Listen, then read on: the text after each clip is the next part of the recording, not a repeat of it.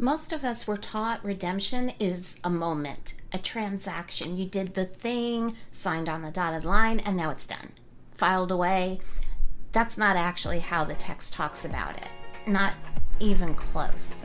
Welcome to She's So Scripture, where we take the text seriously, take ourselves a little less seriously, and let Scripture form us instead of just inform us.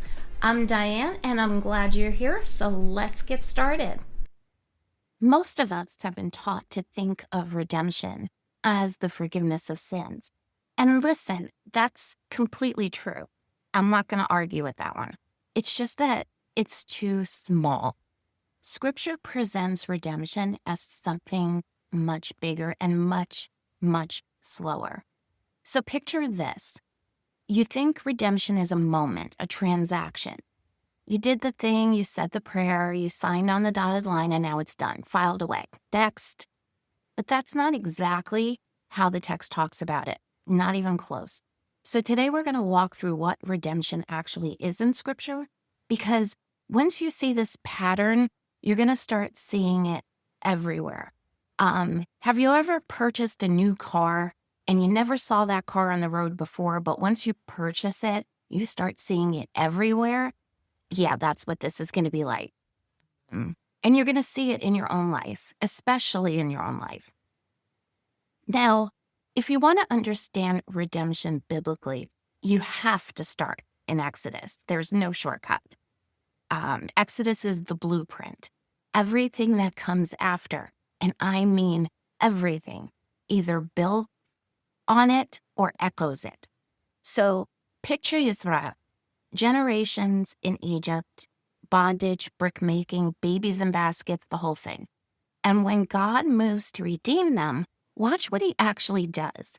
Because it's not one move, it's a sequence. They get brought out of Egypt, that's deliverance. They get led through the wilderness, that's guidance. They get formed into a people at Sinai, that's identity. They get sustained for 40 years, manna, water, presence, the whole bit.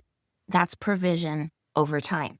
40 years, not 40 minutes, not a long weekend, 40 years, which if you're keeping score at home is longer than most of us have been alive. So redemption in Exodus is not God forgave them. Isn't even just God saved them. God reordered their reality. Their location changed. Their identity changed. Their relationships changed. Their daily rhythms changed. Their understanding of who God actually is changed. That's redemption. Not a transaction, but a reordering. And it took a minute. Now, here's where it gets fun. Once you see this shape in Exodus, it's everywhere. And I don't mean it's a vibe. I mean the biblical writers are doing this on purpose. They are deliberately telling stories in the shape of Exodus. So the audience picks up the rhyme. The text is teaching you to recognize the pattern. Let me show you what I mean. Israel ends up in Babylon. And how does the text describe coming home? As a new Exodus. Isaiah literally says it that way. Prepare a way in the wilderness. I'm doing a new thing. The prophets are not being subtle. They're saying what God did before, he's doing again. Different geography, same shape. Now, Joseph goes down into Egypt before Israel does. Sold by his brothers, ends up in a pit, ends up in a prison, ends up eventually exalted, and his family is saved through him. So picture this. Joseph is going down to Egypt so that one day his people can come out of Egypt. The whole Exodus is set up by a smaller redemption story that goes in the opposite direction. The pattern is already running before the pattern officially begins. Now let's look at Ruth. Ruth is a Moabite, an outsider. By every social rule of the time, she should not be in this story. And yet the book of Ruth ends with her, a foreigner, becoming the great-grandmother of King David. So the redemption pattern doesn't just bring people out of bondage, it brings people in who were never supposed to be at the table. That's going to matter later, so hold on to that. Daniel and his buddies are in Babylon. They are functionally in a new Egypt. New empire, new king, new pressure to assimilate, new attempts to rename them. Daniel becomes, and I hope I don't butcher this, Belteshazzar. Hananiah becomes Shadrach, and so on. Sound familiar? That's identity disruption in exile. And what does God do? Sustains them, forms them, delivers them from a furnace and from a den of lions.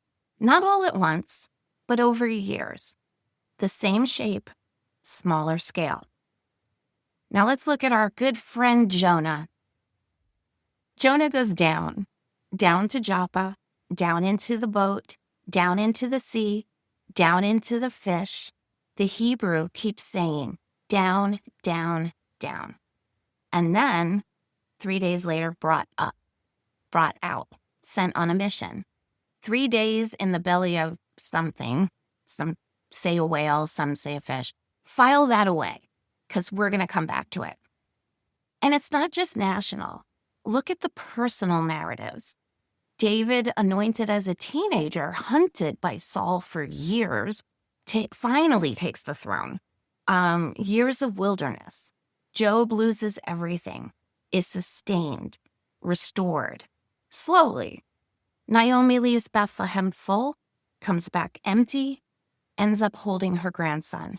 The personal stories mirror the national stories. Same shape, smaller scale. And it's not one and done. It happens and it happens again. Different forms, different scales, same God doing the same kind of work. Some people like to describe this as themes woven together throughout Scripture, and that's fine.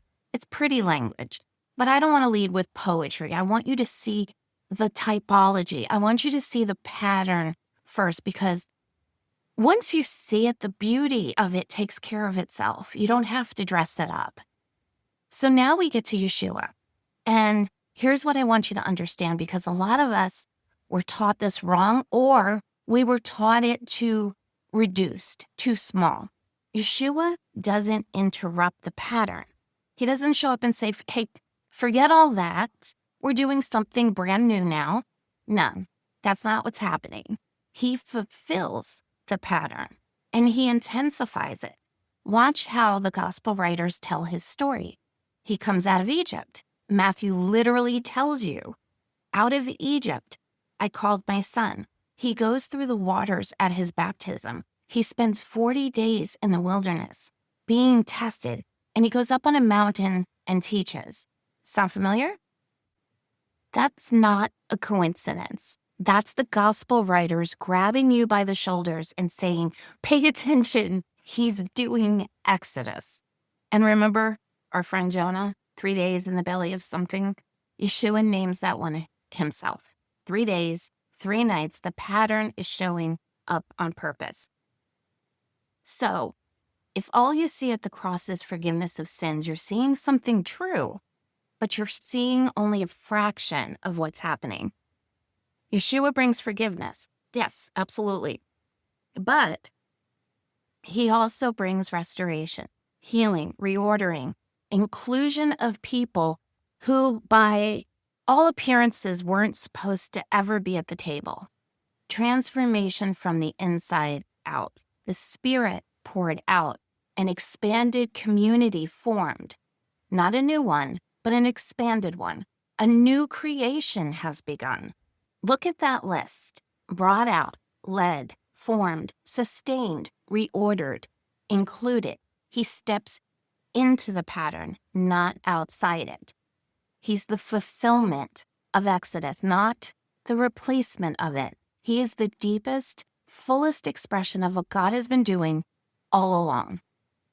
Okay, so here is where it gets personal. If redemption is a pattern, then it's probably still unfolding in your life. Sit with that for a second. because that thing that hasn't been resolved instantly, the relationship, the wound, the situation, the part of yourself that you keep wrestling with, the prayer that you've been praying for years, the slowness of it doesn't mean God isn't working. The slowness just might be the work. Israel didn't leave Egypt in the morning and arrive in the promised land that afternoon. There was a wilderness. There was a formation. There was sustaining. There were 40 years of manna, which honestly, I would have kvetched about it too. That's often what God is doing in real circumstances, not skipping past them, working through them. Redemption isn't just what happens to you. It's what God is continuing to do in you and around you. And that reframe matters because if you only think of redemption as an event in the past, you can completely miss what God is actively doing in the present. You'll be standing right smack dab in the middle of it and not see it. So maybe the question isn't, have I been redeemed? Maybe the better question is, where is God working redemption right now? So sit with that question this week and see what comes out.